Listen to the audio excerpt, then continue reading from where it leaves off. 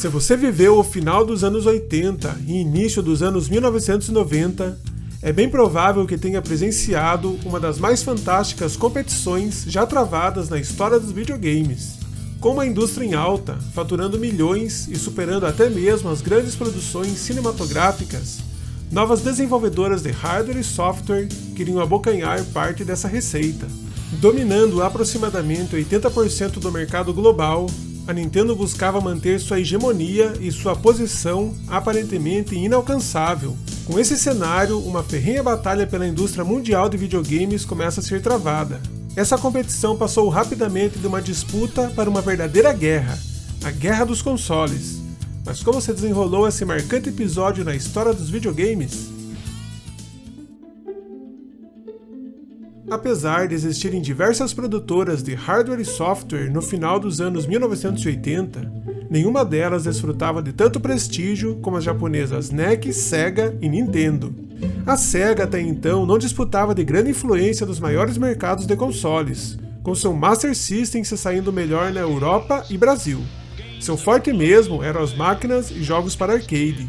A NEC, por sua vez, já ganhava terreno no Japão e Ocidente, com seu sistema que se posicionava entre as terceira e quarta geração, o PC Engine ou TurboGrafx 16.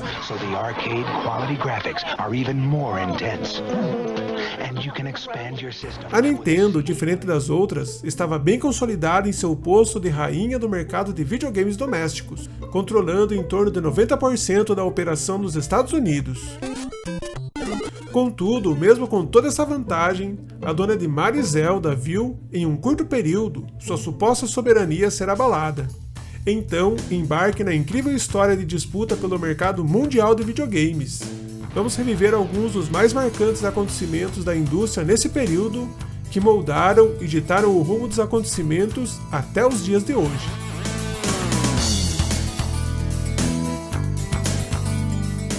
This boy is doing more than just playing a video game. He has entered another world, a world of danger, intrigue, and magic. This is the world of the Super Mario Brothers. Put it on the screen, and where there was one kid, you'll soon find two, or three, or more. The game's protagonists, Mario and his nearly identical brother Luigi, are heroic. The Super Mario Brothers face each foe undaunted, time and time again. But who are these guys? Who are the Mario Brothers? Nintendo is something that started in Japan and has taken America by storm. In just 3 years, they've sold more than 11 million hardware units at about $100 each. They've got more gadgets, zappers, and gizmos than you can shake a joystick at, and about 80 different games you can buy to plug into the systems. So far, Nintendo has sold more than 50 million game cartridges. By the end of this year, they hope to have their system in 1 out of every 8 American homes.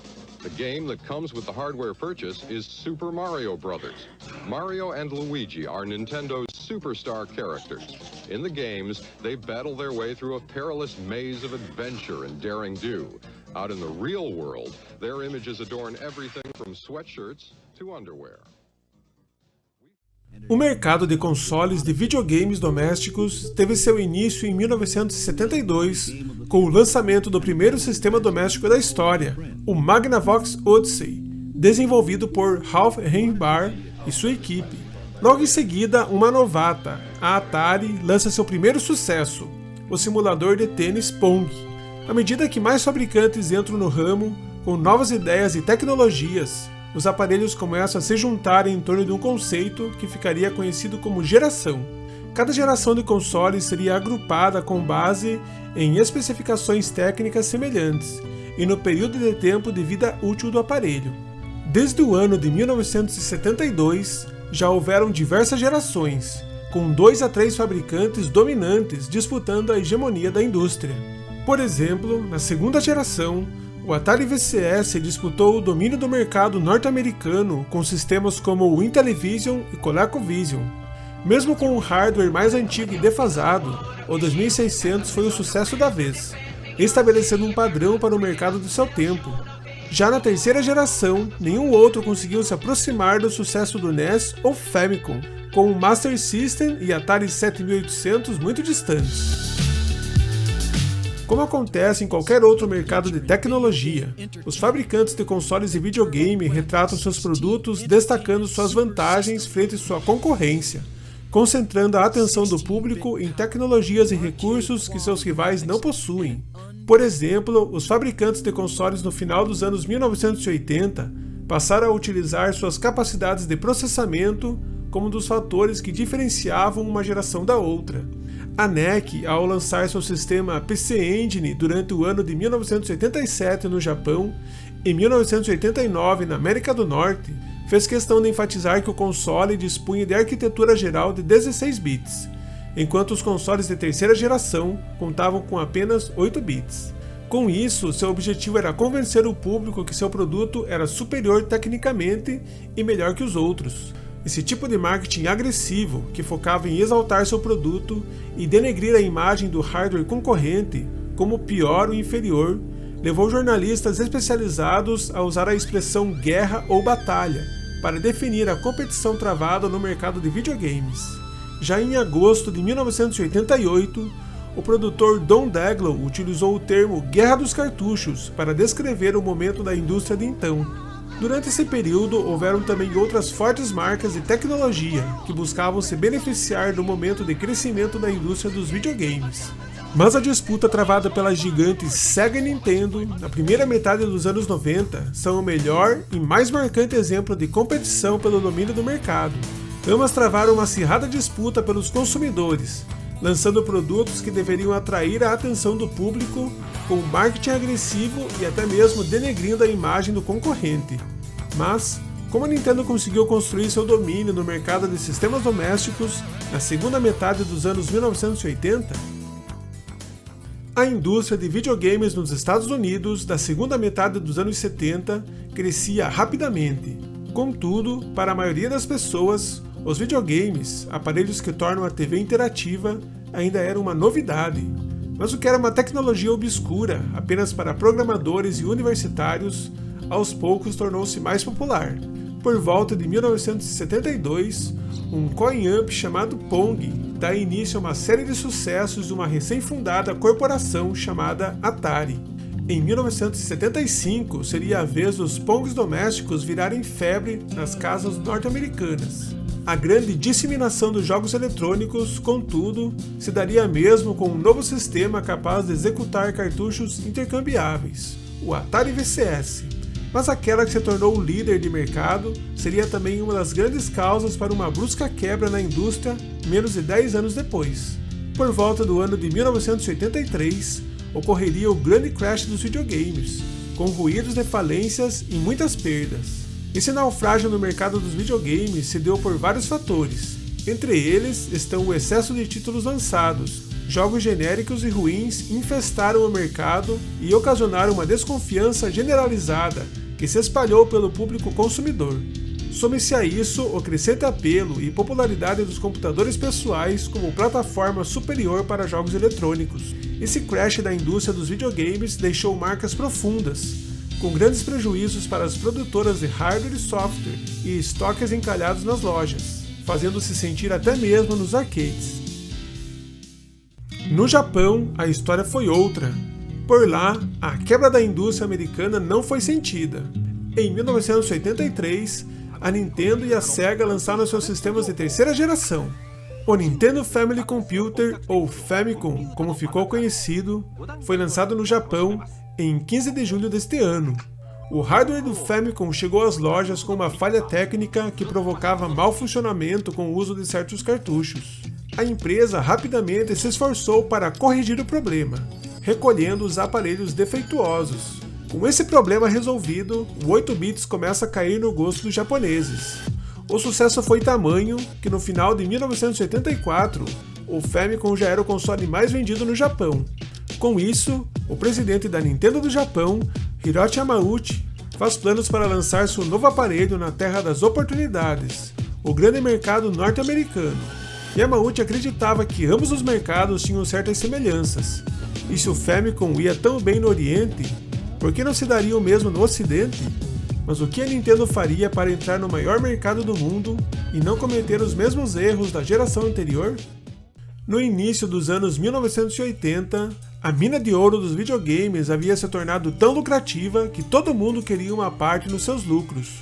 Isso incluía companhias que não sabiam nada sobre os jogos eletrônicos. Então, o mercado americano foi inundado por uma enxurrada de obscenidades, lixo e mediocridade.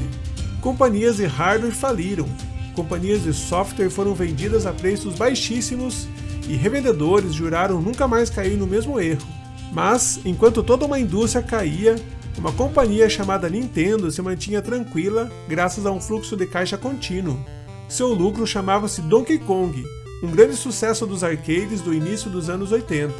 Lá no Japão, no final do ano de 1983, logo após o lançamento do Family Computer, Hiroshi Yamauchi começa a exigir de seu genro, o presidente da Nintendo da América, Minoru Arakawa, o lançamento do seu sistema de 8 bits no mercado americano.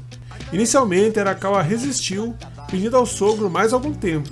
O mercado americano ainda se recuperava da crise dos videogames, e o lançamento do console na hora errada seria uma receita para o desastre. Então, no início de 1984, sem outras alternativas, ele por fim passou a considerar a ideia, mas com uma condição, de que o console vendido pela Nintendo of America não se parecesse em nada com o videogame japonês.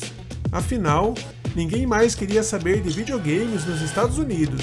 Acreditava-se que o hype dos jogos eletrônicos na América não fora mais que uma febre passageira. O singelo Family Computer foi redesenhado. Embora o mecanismo da máquina fosse quase idêntico, o novo AVS, ou Advanced Video System, quase não lembrava seu parente estrangeiro. Ele acompanhava um teclado de computador, um teclado musical e um gravador de fita cassete. Esteticamente, era compacto e elegante, com um cinza claro que contrastava radicalmente com os tons vivos de vermelho e branco do Famicom. O AVS da Nintendo foi exibido pela primeira vez na Winter Consumer Electronic Show de 1984, acompanhado por um folder que trazia as seguintes palavras: a evolução de uma espécie agora está completa.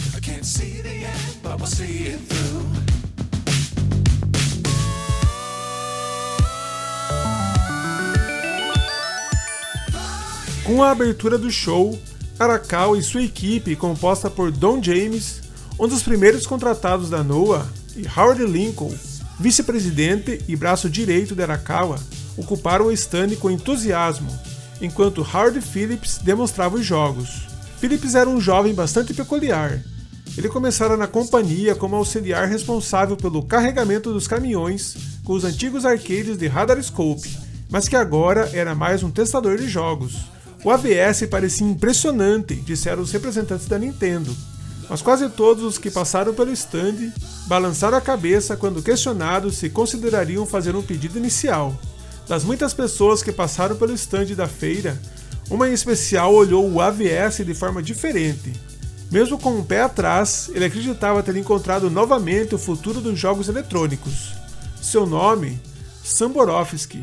Ele administrava a Sam Borofsky Associates, uma firma de representação de vendas e marketing em Manhattan. O propósito básico desse tipo de empresa é servir de intermediária entre os fornecedores e revendedores, recebendo uma comissão pelas oportunidades adicionais que cria. E, quando o assunto era fazer isso com eletrônicos voltados para o consumidor final, a Sam Borofsky Associates era uma das melhores no negócio. Afinal, foi ela que, nos anos 70, se tornou uma das primeiras firmas a representar videogames, e no auge do boom, respondeu por mais de 30% das vendas do Atari. Borofsky ficou feliz em conhecer Arakawa e lhe apresentar argumentos pelos quais acreditava que o sistema da Nintendo poderia tornar-se um sucesso. Ele passou muitos dias detalhando os erros do Atari, como por exemplo a supersaturação, e propondo soluções para esse problema. Sempre, não importa o que aconteça, dizia ele, entregue menos do que foi pedido. Ele traçou alguns planos para um lançamento bem-sucedido. Enquanto isso, a Nintendo of America dava uma nova roupagem ao AVS. Percebendo a recusa dos varejistas à ideia de investir seu espaço em um novo sistema de videogame, Arakawa acreditava que o que eles precisavam é de um console não console. Distanciando de um sistema de videogame, agora ele seria um centro de diversão para crianças. O resultado do projeto de reformulação da imagem do produto foi impressionante. Agora eles tinham um aparelho cinza mais quadrado, com linhas grossas, parecido com um videocassete. Também foi criada uma nova linguagem para diferenciá-lo dos seus predecessores. As fitas agora seriam chamadas de Game Packs. O hardware foi chamado de Control Deck e o console como um todo foi rebatizado de Nintendo Entertainment System. E para completar a renovação, o NES acompanhava dois periféricos revolucionários, um controle em forma de pistola e um robô interativo simpático chamado Rob. Depois de visitas incansáveis aos varejistas, alguns vendedores decidiram apostar na Nintendo e receberam um estoque de NES a tempo para as festas de fim de ano em 1984. No início, os pedidos começaram a chegar lentamente.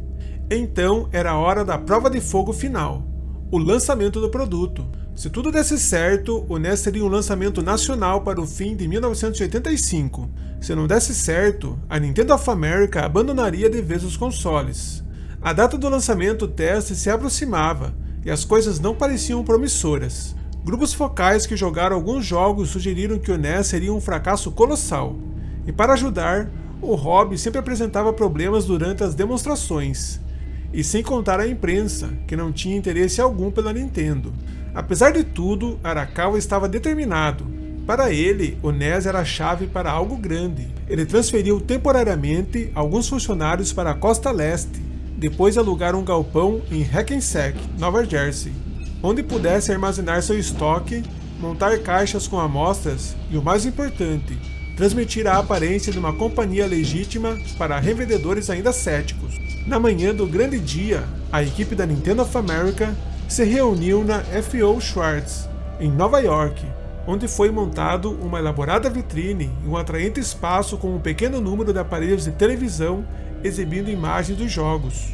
A hora da verdade, por fim, havia chegado, e poucos instantes antes da loja abrir as portas, um consumidor ansioso aproximou-se da vitrine e pegou não apenas um NES, mas também 15 de seus jogos. A equipe da Noah observava. Parecia um sonho, mas logo foram trazidos de volta à realidade, quando descobriram que o consumidor número 1, na verdade, era um concorrente fazendo seu trabalho de pesquisa. Logo após esse lançamento teste, a proposta da Nintendo era, disse Arakawa, abastecer as lojas e montar displays e vitrines. Ninguém teria que pagar nada durante 90 dias. Depois disso, as lojas pagariam a Nintendo pelo que vendessem e poderiam devolver o restante. Era uma oferta que os compradores das lojas não podiam recusar, embora ainda fosse recebida com ceticismo. Então, uma por uma, as empresas concordaram. É o seu funeral, disse um comprador ao representante da Noah. Muitos membros da equipe da Nintendo trabalharam 18 horas por dia, 7 dias por semana durante os 3 meses seguintes. No Natal de 1985, o NES estava disponível em mais de 500 lojas. A equipe de distribuição havia feito um trabalho e tanto. Embora não tenha sido um sucesso estrondoso, foi o início de uma onda que varreria a América. John Sacalay, um renegado selvagem e louco que lutava por todo centímetro de espaço nas lojas, como se sua vida dependesse disso, foi o pioneiro do modelo loja dentro de loja. Ele foi responsável por transformar espaços simples dentro das lojas de brinquedos em algo mágico chamado Road of Nintendo, onde amostras interativas fascinantes dos jogos Nintendo poderiam ser jogadas. Sacalay desenvolveu também o Nintendo Fan Center, um quiosque móvel de jogos que se tornou popular entre os pacientes de hospitais infantis.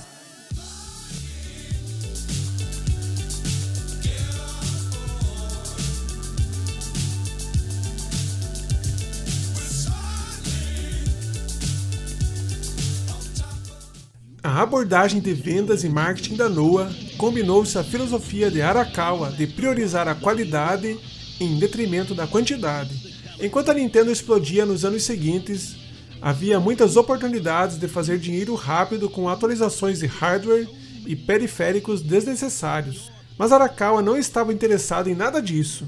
Sua motivação não era ganhar dinheiro a curto prazo, mas a longo prazo. O que o motivava era o desejo de continuar dando aos usuários uma experiência única e impecável. E, para proteger ainda mais a Nintendo dos riscos da impureza, Ele e sua equipe lançaram mão de uma série de medidas controversas. Vamos ver algumas delas. Número 1. Selo de garantia Nintendo. Ron Judy, um dos primeiros associados de Arakawa, tivera a ideia inovadora de submeter todos os jogos a uma série rigorosa de testes que diria se eles são ou não dignos da Nintendo. Isso garantiria produtos de excelência, evitando jogos de baixa qualidade. Número 2. Programa de licenciamento para terceiros. Um rígido contrato de licenciamento permitiria que desenvolvedores de software fizessem jogos para o NES, mas limitava a quantidade para 5 títulos por ano, exigia o pagamento completo adiantado e cobrava por volta de 10% em direitos autorais. Além desses termos rigorosos, todos os produtores de jogos precisavam comprar cartuchos diretamente da Nintendo. Isso garantia uma qualidade única e permitia que a NOAA ditasse o preço, o prazo e a alocação da produção. Uma tática muito controversa, mas que funcionou. Número 3. Administração do estoque. Era uma estratégia de distribuição muito rígida, cujo propósito era fornecer às autorizadas e aos revendedores apenas uma fração dos produtos pedidos. Tal técnica tinha 2 objetivos: criar um frenesi por quaisquer produtos que estivessem disponíveis e proteger a indústria de si mesma. Embora os métodos da NOAA tenham provocado a ira dos revendedores e desenvolvedores de software, além de acusações de cartel por parte do governo americano, não havia como negar que fosse lá o que a Nintendo estivesse fazendo, estava funcionando. A Sega Enterprises, que a partir de 1983 seria dirigida por Hayao Nakayama, estava procurando expandir seu mercado além do Japão. Sendo uma fabricante de jogos de arcade de sucesso, com os clássicos Periscope e Head-On, a Sega buscava emplacar um console doméstico de videogame, contornando a desaceleração no negócio dos jogos de arcade, ramo principal da empresa. Para isso, em 1983, a Sega lança no Japão o console de terceira geração SG-1000, aparelho contemporâneo ao Famicom da Nintendo. Contudo, suas vendas foram baixas, com apenas 160 mil unidades em todo o ano. Com isso, a Sega redesenhou o SG-1000 2 vezes, para tentar construir um sistema que desafiasse o domínio da principal rival. O SG-1000 Mark II, que permaneceu compatível com o SG-1000, não conseguiu melhorar as vendas, que continuaram baixas. A próxima cartada, o Sega Mark III, seria lançado em 1985, usando um confiável hardware de arcade da Sega, o que garantiria gráficos mais refinados. O console era um pouco mais poderoso que o Famicom, mostrando uma clara vantagem no áudio, com a utilização de um chip FM. Seguindo o exemplo da rival Nintendo, o Mark III ganhou um lançamento global, agora rebatizado como Master System, aparecendo no mercado norte-americano em 1986 e no Brasil em setembro de 1989. Para que o Master System pudesse enfrentar o NES, a Sega precisava de uma grande quantidade de jogos licenciados de terceiros, mas com práticas que limitavam a publicação de software para outras plataformas, a Nintendo manteve as melhores soft houses distantes do Master. Com isso, a biblioteca de jogos que a Sega poderia oferecer ao seu Power Base ficaria muito limitada. E mais, o distribuidor contratado pela Sega nos Estados Unidos, a empresa de brinquedos Tonka, optou por não localizar vários dos jogos japoneses que a Sega havia criado, o que limitou ainda mais a biblioteca de jogos que poderiam obter destaque no mercado americano. Apenas um total estimado de 2 milhões de sistemas foram vendidos, o que foi considerado um fracasso por Nakayama. No Brasil, o Master System foi lançado pela Tectoy, uma empresa brasileira de brinquedos e eletrônicos com sede em São Paulo. Com um forte investimento em marketing e decisões acertadas, o Master se tornou um sucesso no Brasil, sendo comercializado até hoje. Mas, em 1987, uma bem conhecida empresa de tecnologia apresentou um novo hardware que poderia, segundo ela, desafiar o domínio do Famicom no Japão, e com as decisões acertadas e muito investimento no resto do mundo. Esse novo sistema inaugurou uma nova era e trouxe com ele uma nova geração de videogames.